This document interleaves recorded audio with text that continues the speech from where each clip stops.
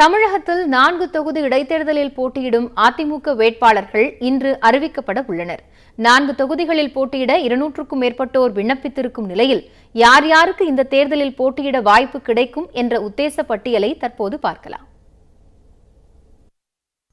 அரவக்குறிச்சி, திருப்பரங்குன்றம், சூலூர், ஓட்டப்பிடாரம் ஆகிய 4 தொகுதியில் போட்டியிட அதிமுகவினர் 200க்கும் மேற்பட்டோர் விண்ணப்பித்துள்ளனர். திருப்பரங்குன்றம் வேட்பாளரை தேர்வு செய்வதில் மதுரை நிர்வாகிகளிடம் மீண்டும் மல்லுக்கட்டு துவங்கியுள்ளது.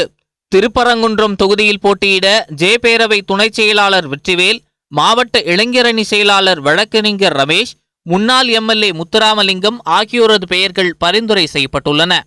மக்களவைத் தேர்தலில் ராஜன் செல்லப்பாவின் கோரிக்கை ஏற்கப்பட்டதால் இம்முறை தனது கோரிக்கை ஏற்கப்பட வேண்டும் என அமைச்சர் உதயகுமார் போர்க்கொடி தூக்கியுள்ளார். அதே நேரத்தில் தனது சார்பில் சினிமா பைனான்சியர் அன்புச்செழியன் பெயரை செல்லூர் ராஜு பரிந்துரைத்துள்ளார். இந்த போட்டியில் மறைந்த முன்னாள் எம்எல்ஏ ஏஇகே போஸின் மனைவி பெயரும் உள்ளது.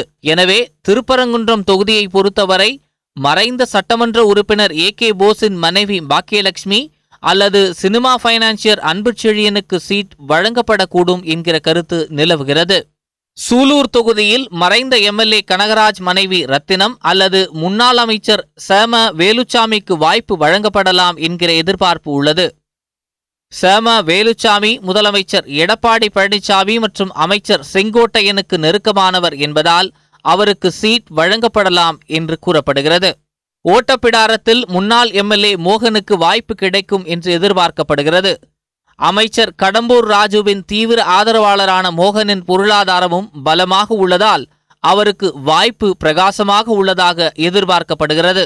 அரவக்குறிச்சி தொகுதியை பொறுத்தவரை நிர்மலா பெரியசாமிக்கு வாய்ப்பு வழங்கப்படலாம் என தெரிகிறது. கரூர் நிர்மலாவின் சொந்த மாவட்டம் என்பதாலும் சாதி ரீதியாக செந்தில் பாலாஜியை எதிர்கொள்ள சரியான போட்டியாக இருப்பார் என்றும் அதிமுக தலைமை கருதுகிறது. மேலும் நிர்மலா பெரியசாமிக்கு மக்களிடையே உள்ள அறிமுகமும் சாதகமான அம்சமாக பார்க்கப்படுகிறது. இருப்பினும் அமைச்சர் எம்.ஆர். விஜயபாஸ்கர் ஒத்துக்கொண்டால் மட்டுமே நிர்மலா பெரியசாமிக்கு சீட் உறுதியாகும்.